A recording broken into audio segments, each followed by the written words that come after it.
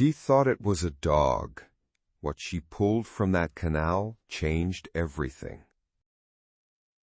She wasn't supposed to be a hero that day. She was just kayaking. Denae Judd was out on the canal in Cape Coral, Florida. A normal Tuesday, normal water, nothing unusual on the horizon. The kind of afternoon where you let your paddle drift and you don't think about much. And then she saw something in the water that didn't look right. It was small, struggling, swimming from one bank to the other like it couldn't find land that would hold it, moving the way an animal moves when it is not doing well, not playing, not exploring, surviving. Denae looked closer. She thought, that's a dog, a small one, maybe a puppy. She had no idea she was about to set off a rescue operation that would end with a revelation nobody saw coming. Cape Coral, Florida sits on the southwest coast of the state, a city built on canals, more miles of them than any other city in the world. They run behind houses, under bridges, alongside roads. They are beautiful. They are also, for a small animal in over its head, very dangerous. The Cape Coral Fire Department gets calls about animals in canals more often than you'd think. Usually dogs, sometimes cats. Once in a while, something stranger. They take every call seriously, because once something small gets into that water in distress, the clock starts.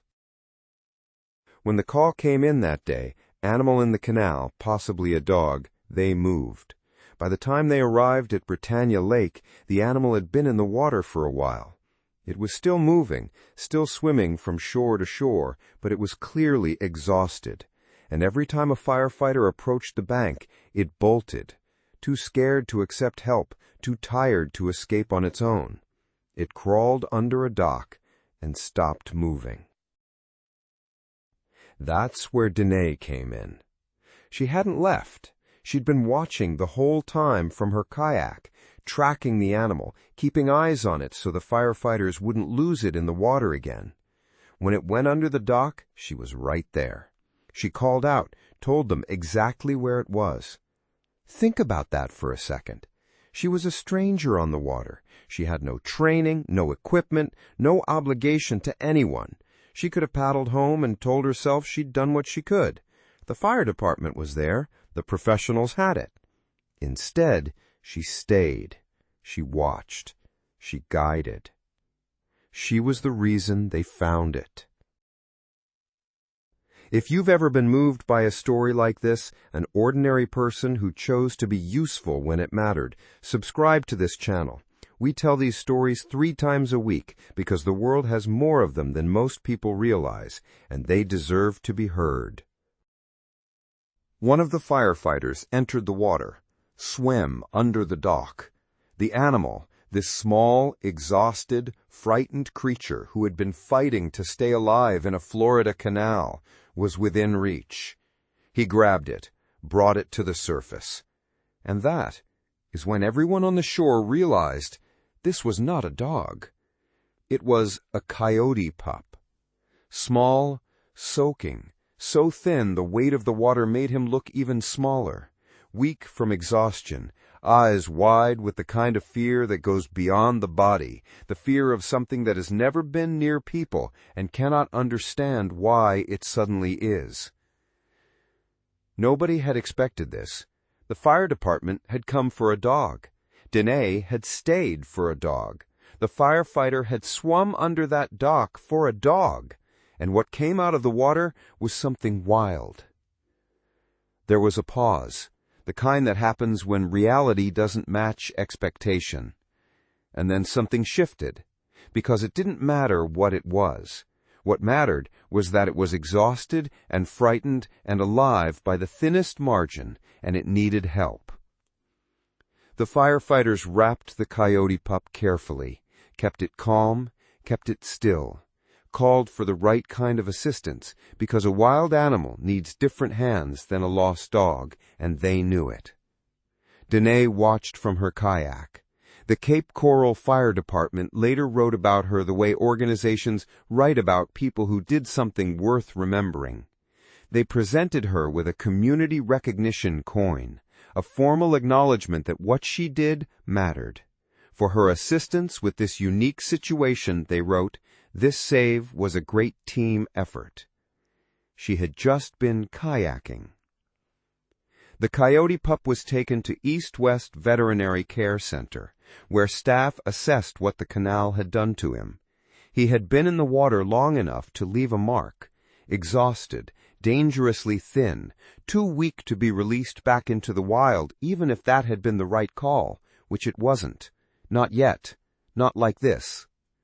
From East West, he was transferred to CROW, the Clinic for the Rehabilitation of Wildlife, a place that exists for exactly this situation.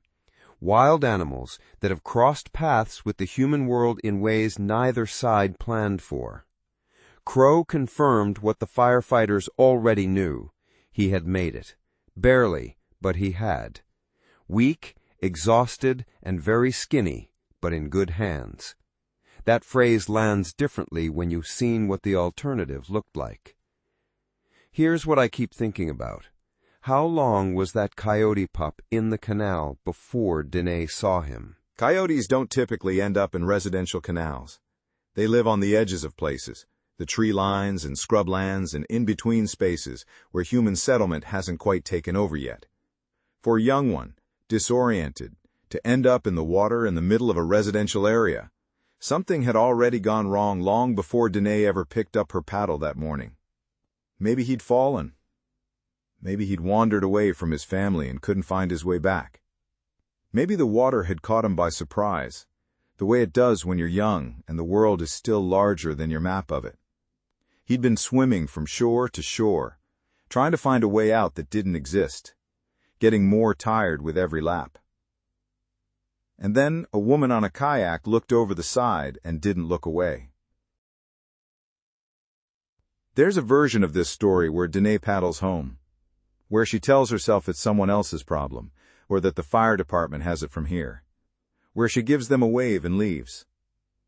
There's a version where the coyote pup drifts under that dock and nobody knows exactly where he went, and the exhaustion finishes what the canal started. None of those are the version that happened. The version that happened is the one where an ordinary person decided to stay, to watch, to call out when she saw exactly where the animal was hiding, to be the eyes on the water when the firefighters needed them. The Cape Coral Fire Department gave her a coin for it, a small piece of metal that says what you did was real and it counted. What she gave that coyote pup was harder to hold in your hand. He is in good hands now.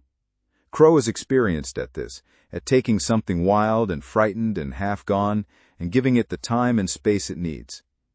He'll be there for weeks, gaining weight, resting, and then, when the time is right and the conditions are right, he'll go back to the edges of things, the scrublands, the tree lines, the in-between spaces where coyotes live. He will not remember Denae Judd.